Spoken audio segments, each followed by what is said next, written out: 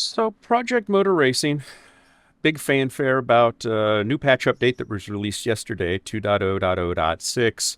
It's got all sorts of things that they've done here, additions to relevant cars, third spring brake duct adjustments, and reworked model for all sorts of different stuff, better AI, all sorts of cool stuff. They also released 3 DLCs. The DLCs are kind of fun. They've got the GT70 pack, which contains early 70s era sports cars that we all know and love. The Corvette C3 from 73, the Capri RS 3100 from 73, the Porsche 911 Carrera RSR 3.0 1974. Very, very cool car. They also have the sports car 67 pack, which includes the Chaparral, which is a fun car to drive. Of course, the iconic Ford GT40 and the Lola T70, which is a pretty cool car to drive. And then the third pack is the GT60, which contains the Chevy Corvette Grand Sport, the Jaguar E Type, and the Shelby Daytona Coupe, which is actually one of my personal favorite cars. Love these cars. And they also included Rocky Knoll, which is a fictionalized version of Road America. Okay, cool. This should be fun, right?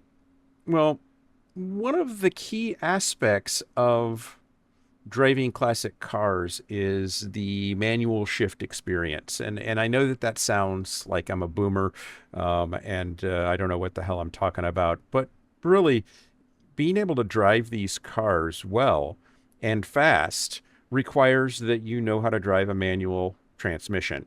And if you have the equipment in your sim rig to support driving said simulated car in an authentic way, the sim shouldn't prevent you from doing it in an authentic way. I think that that makes sense, right? Whether you are, pro manual shift or you just want to drive the car, if you have the equipment, the equipment should be respected and the settings should be respected.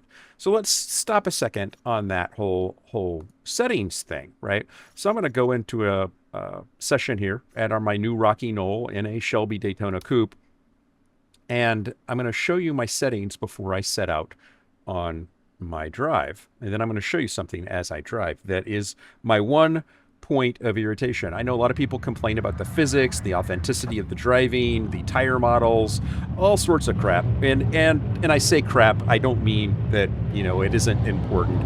I just think that that's probably not as important as some fundamental stuff that I'm going to show you now. If we go into settings here and we go into assists, you will see that all of my assists are set to authentic, save 2.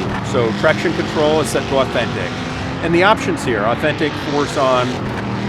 Okay, so authentic is what we want. So for auto clutch, I don't want an auto clutch, so I've got it set to authentic. I don't want auto cut, right? I don't want auto blip, right? I don't want trailing throttle. I don't want downshift protection, right? I want a manual transmission, not automatic upshifts or an automatic. I want a manual. The 2 things that I do leave on down here are the pit limiter and the pit box indicator, just because I don't like to think about that crap. Unless I'm actually going to be racing seriously against other opponents where that's important, and then I'll turn it on. So that gives you kind of a sense, right? Now, I'm not doing any trickery here.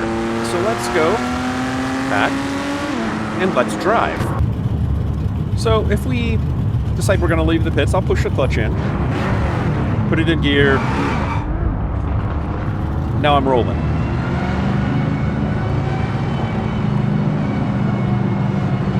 Now, what happens in a car? You put the throttle to the floor and you push the clutch in, right? Well, we know what happens. You peg it, right? Pushing the clutch in, that's exactly, disengages it, it's all good, right? We know that that was going to happen. What's irritating here in Project Motor Racing still is the fact that as I'm driving the car, I don't have to use the clutch.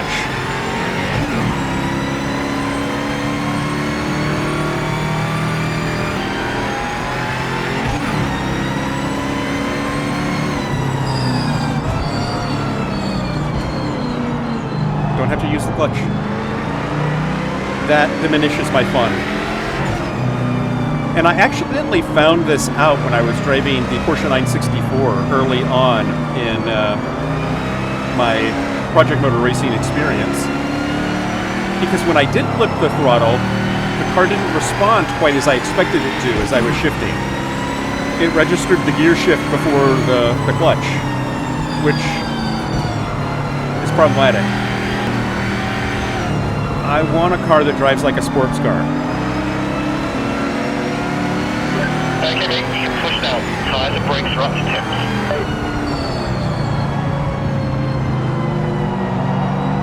I don't think that that's too much to ask for something that touts itself as being a sim.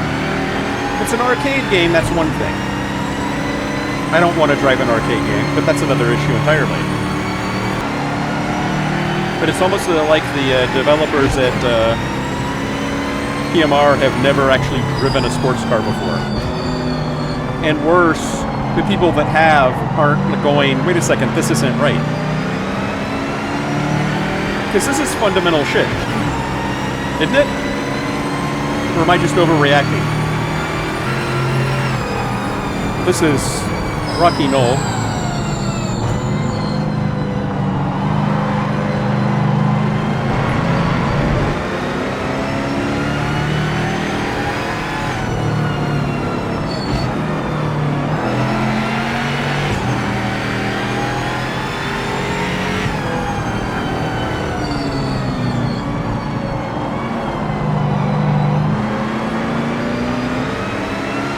And Shelby Daytona.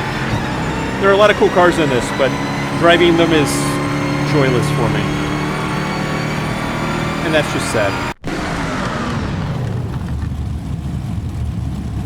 That makes an otherwise awesome update disappointing.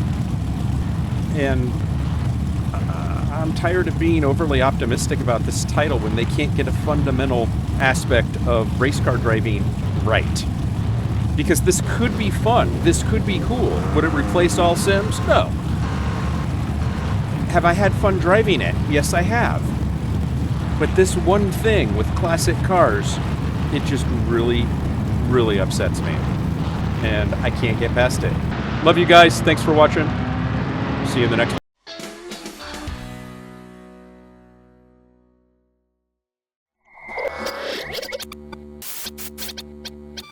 Spaß macht Rennsport.